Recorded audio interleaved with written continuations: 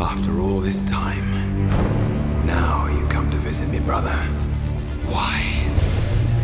To mock? I need your help.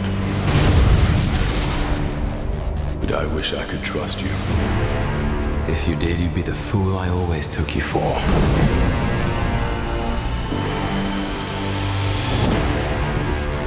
Some believe that before the universe, there was nothing. They're wrong. There was darkness, and it has survived. What's gonna happen? I gave you my word. I would return for you.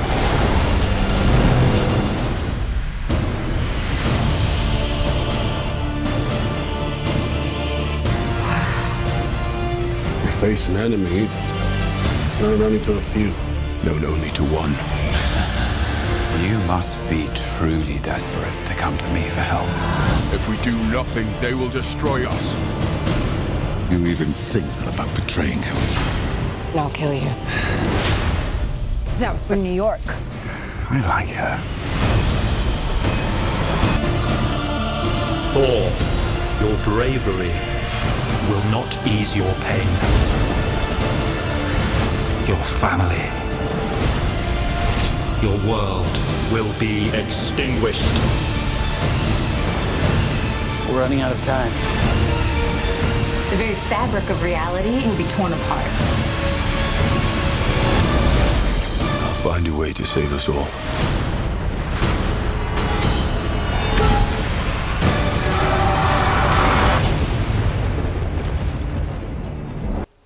Hey guys, Adam here, and welcome to another On the Couch Rewind. Today's movie is Thor: The Dark World. First off, before I do the review, I just want to state something.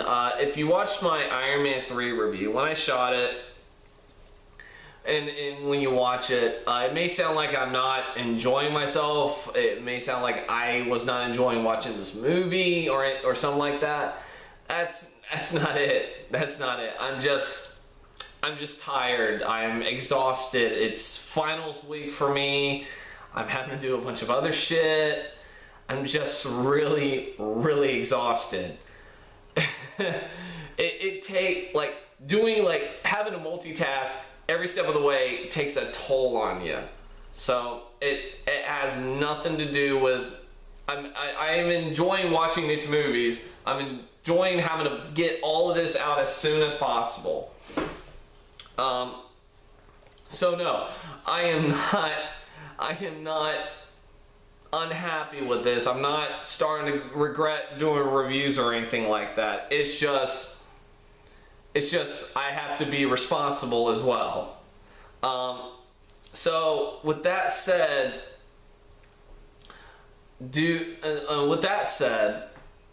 on to this movie.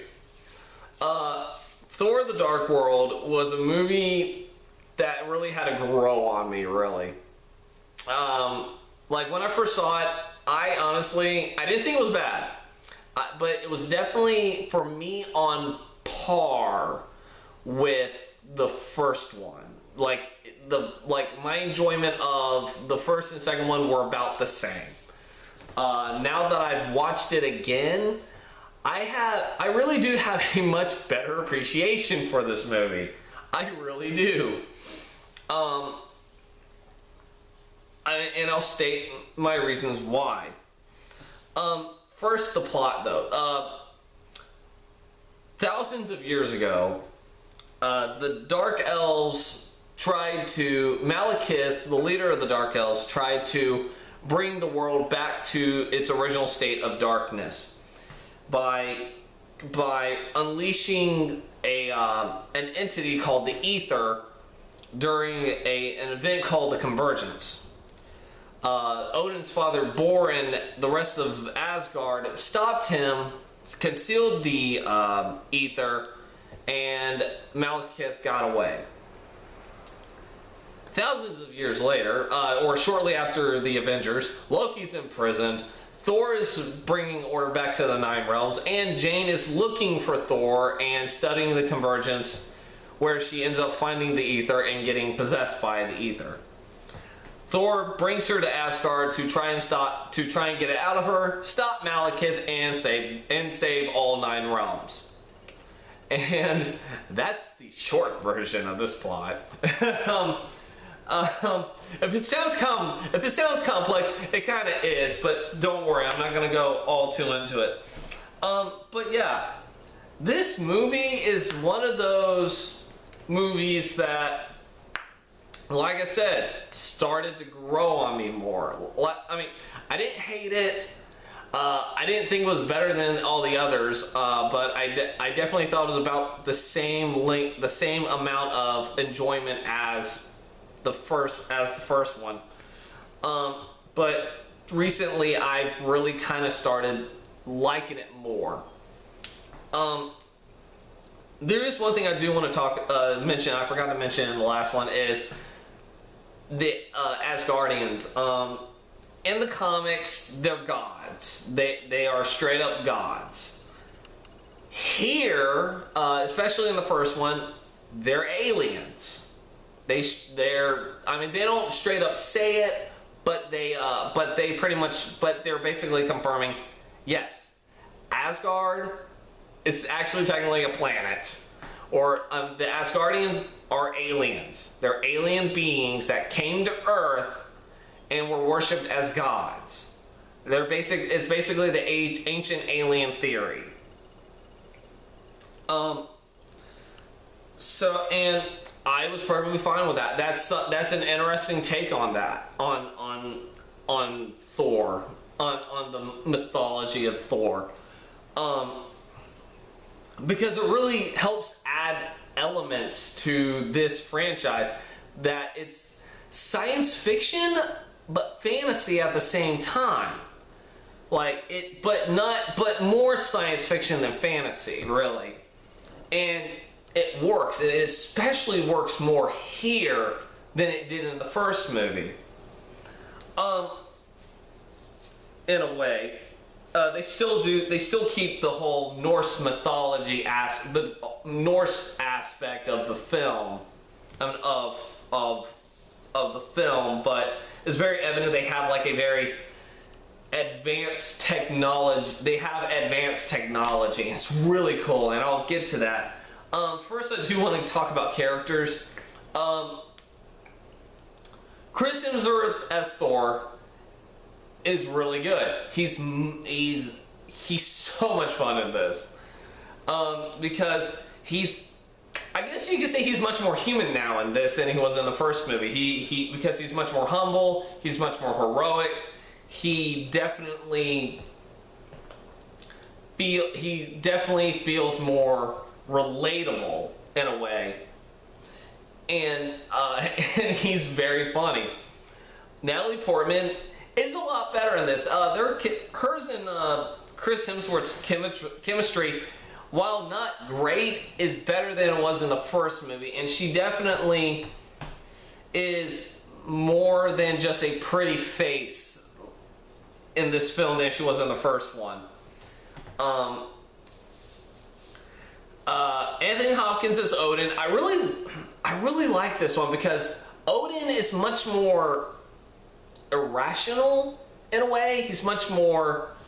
He believes he's right in every aspect. He's not like the wise king he was in the last movie. He definitely seems to have a bit of an ego. That's something in the comics. That's something that actually showed in the comics, is that Odin sometimes doesn't always have the answers, or he doesn't always make the right decisions, and they definitely show that. The Warriors 3 and Sif, man, their screen time has been reduced severely. And it's disappointing. It's like as if they didn't even want them in the movie to begin with, and that's disappointing because I really like the Warriors 3 and Lady Sif. Heimdall gets more screen time actually, and Idris Elba really improved on his character here. In the first one, he sounded really more. I guess he was trying to go for emotionless and stoic, but it really kind of came off as bland. Here, it's a lot better because he definitely has some more emotion while still being stoic in this movie. Like I said, it's much better in this.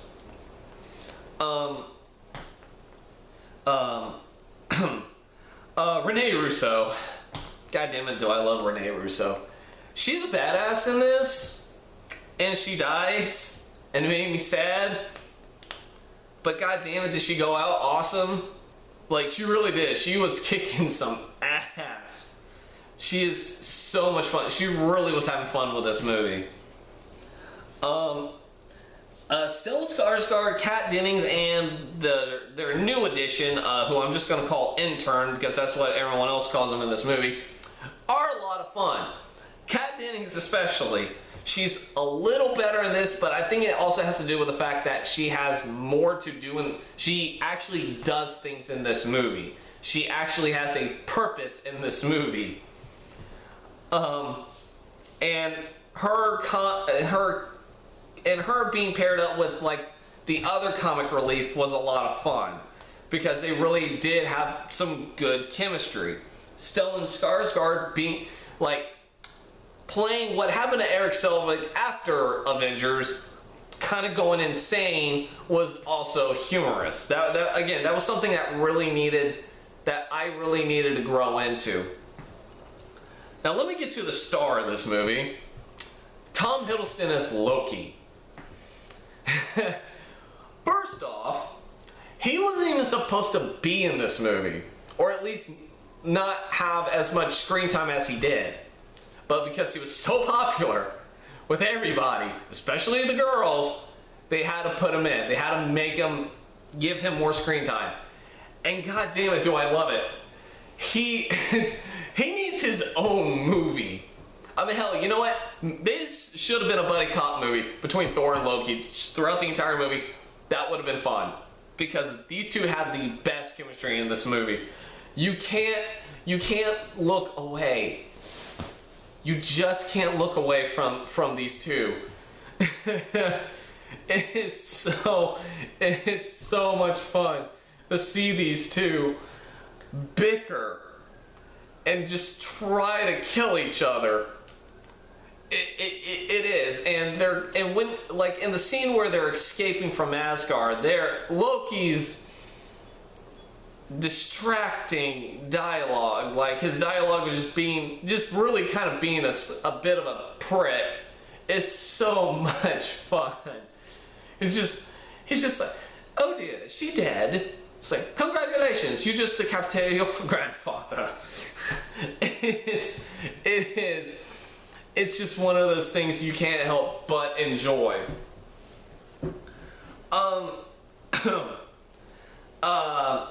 Now, the biggest problem with the casting, though, is Christopher Eccleston as Malekith. Nothing against Christopher Eccleston. I like Christopher Eccleston. I think he's a great actor. God damn it, do I wish they gave him more in this to do in this movie. Like, he is boring. He is boring. He is really kind of non-threatening. And he just doesn't... Half the time he's getting his ass handed to him. He gets his ass handed to him by Renee Russo. He does. He's actually kind of a laughable villain. I mean... And it's really kind of sad. Like, he's a very stock character. And he could have been more than that. He really could. I'm pretty sure he could have. I don't know how, but they could have done something with his character, and I felt like they didn't because they wanted to focus more on Thor and Loki than they wanted to do to help bring more character to this villain. So yeah, I mean, he's definitely not on my list of favorite Marvel villains.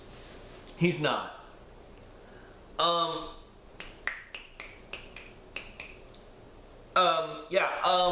One of the other things I want to talk about is the set design. and character design. I love the set design on here in this movie.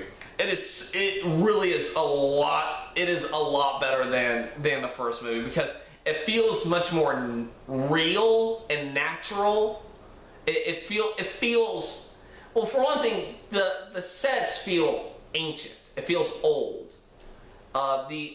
In the first one, not so much. It just felt like a stage. That's it. It felt more like a stage than this one does. I mean, I'm not saying it wasn't impressive. It was impressive seeing the Asgard come to life, but it didn't feel real. This movie, it feels real. It feels ancient, but it looks kind of advanced. But they really wanted to hammer in no pun intended, hammer in the Norse aspect of Asgard, by really giving it some Norse looking runes, having their attire be much more Norse related. There's more armor to their attire than there was in the last movie. Like much more natural looking armor. Their colors were much darker, so it felt more real and natural looking.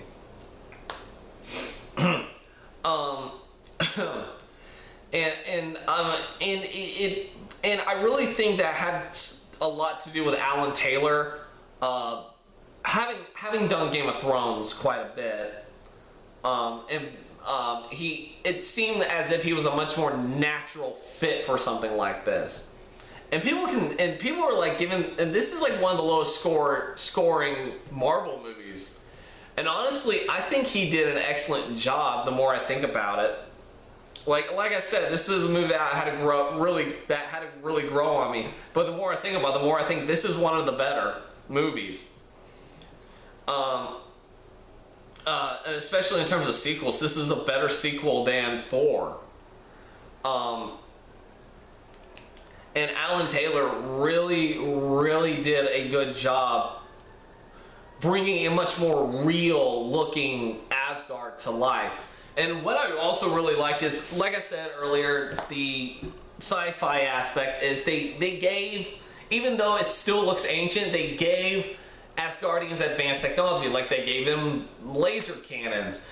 Their skiff boats are kind of like fighter pilots. They have like missiles and lasers and whatnot. Or the skiff boats are kind of like the snow speeders in Empire Strikes Back. That's kind of what they are, and it's a lot of fun. But they still keep that Norse aspect of how they work, like that ancient Norse aspect, Viking aspect. The costumes are good. Like I said, it looks more natural. It looks like you can. I mean, even though I said in the last review that you could believe these guys would be wearing these outfits, this one you really can't see them.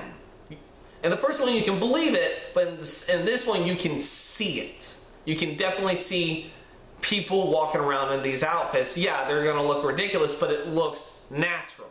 It looks real.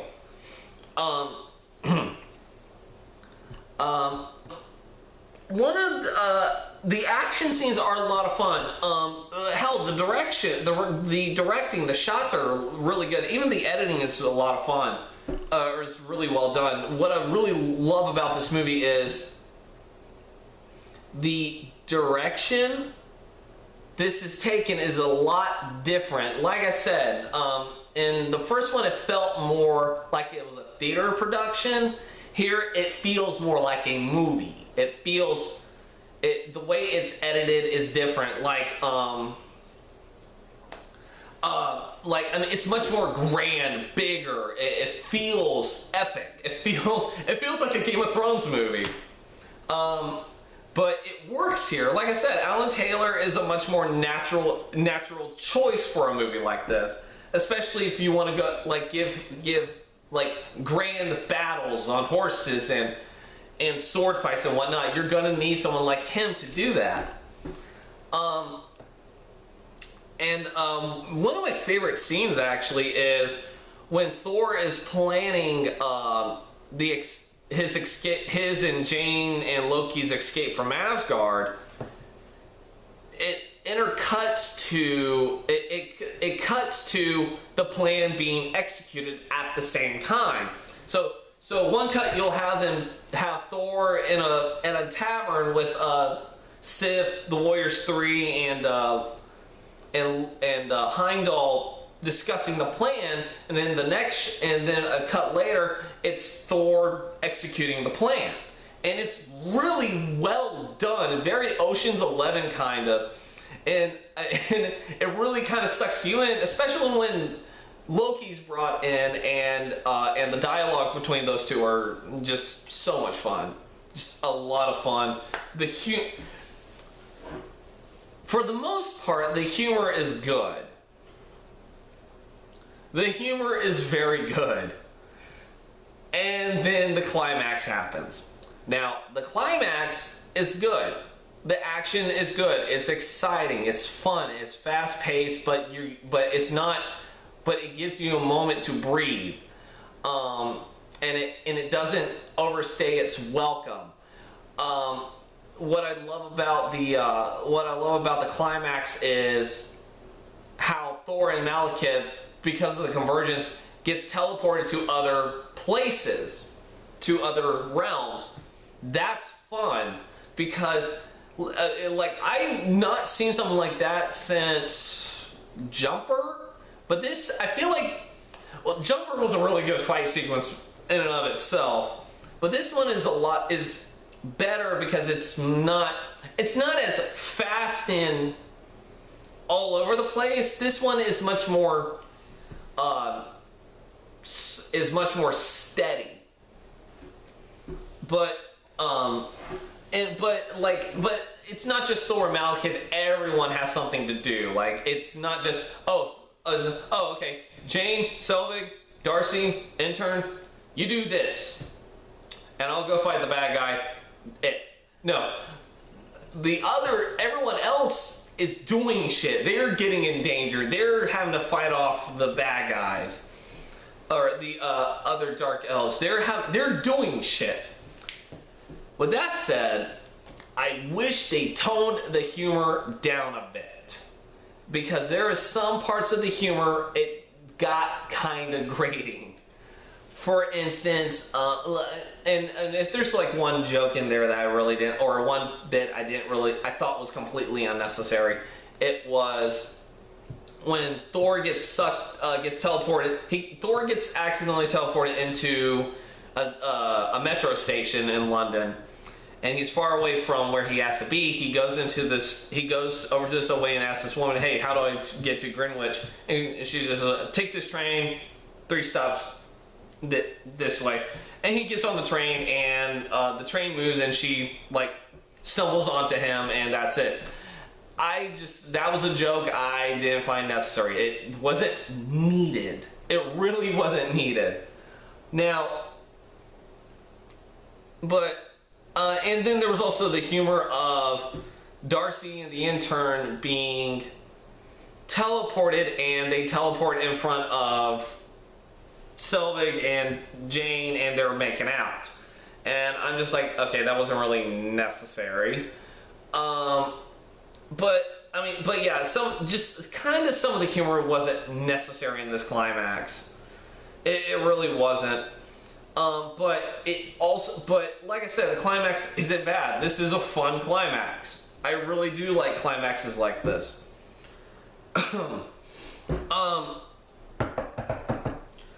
Oh god, I'm trying to think what else. Deleted scenes. Some of them aren't bad. There was a celebration scene that they extended on, giving us having Volstagg tell a story, and then it shows that everyone throwing the mugs and breaking them, and Thor's the only one who doesn't, because last movie he kind of learned his lesson on that. He just like slightly, he just places it back down because he feels like he has better manners now or something like that. There was also one where they showed Jane trying to come up with a way to, or she discovers what the ether does. And I felt like that may have been a scene I wish they left in, because it shows Jane not only being able to use the technology on Asgard, but also being a lot smarter than she occasionally is portrayed. I really wish they kept that, because it also gives Thor a reason to know why he fell in love with her in the first place. Because I'll give them that in the first movie is you didn't really see a reason for those two to fall in love in the first movie. There was no reason. Honestly, I mean, there just kind of wasn't. But here, there's a reason, and it's more earned here. And there were just a couple of other scenes. There was one where they show the scene where Thor and Loki are walking, and Loki's just constantly changing into different people, and then he turns into the best cameo ever, which is Captain America. That's the other thing. The unexpected cameo, Chris Evans as Captain America in this movie, was hilarious. It was great. But they show Tom Hiddleston pretending to be Chris Evans, and he's wearing the uniform. He's wearing Captain America's Avengers costume. And it's actually hilarious, especially when Tom Hiddleston is speaking with an American accent. That's not a bad American accent. It was quite funny. I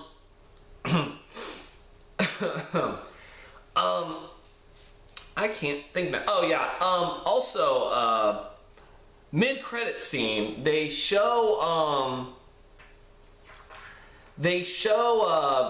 what is really, in my opinion, first footage of Guardians of the Galaxy.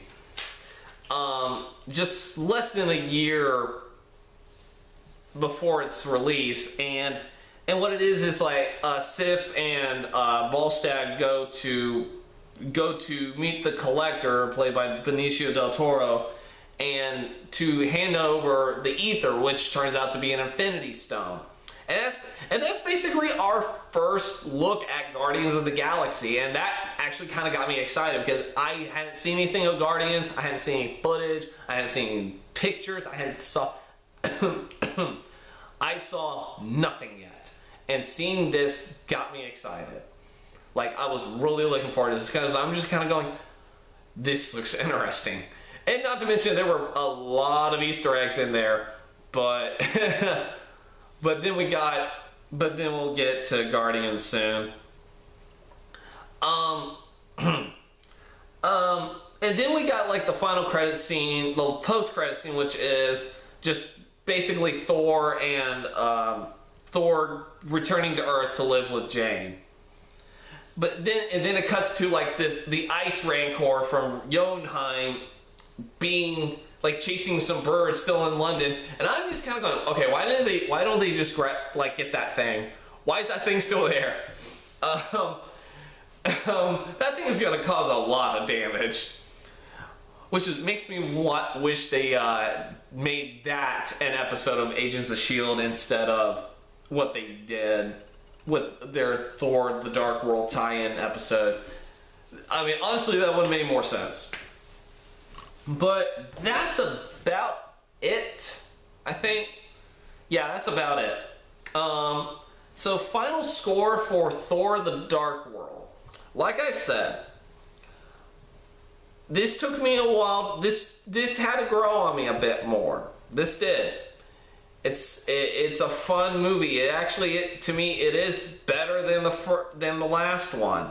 I feel like Alan Taylor was a better choice for this movie, because he understood that what he wanted to do with it. He had a clear idea of it.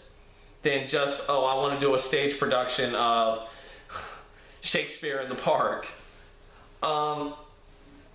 So final score for Thor: The Dark World is an 8 out of 10. This movie is a lot of fun. I enjoy this movie quite a bit. So I'll keep watching it over and over again, just like all the others. So, also, it is Friday, the day of Age of Ultron's release, and I am not even done with these. I got 2 more, but I'll probably just speed through those. Now, I do want to say this. I've just been busy. I haven't been able to get anywhere. I will see Age of Ultron tomorrow, so hopefully I will get this online tonight, and as I'm getting that online, I'm gonna watch I'm gonna watch Captain America, and I'm also going to watch Guardians of the Galaxy and just shoot those real fast since I already reviewed those last time, and I'll get the Marvel one-shot reviews up as well. So until then, I will see you guys next time. You all have yourselves a wonderful day, and bye.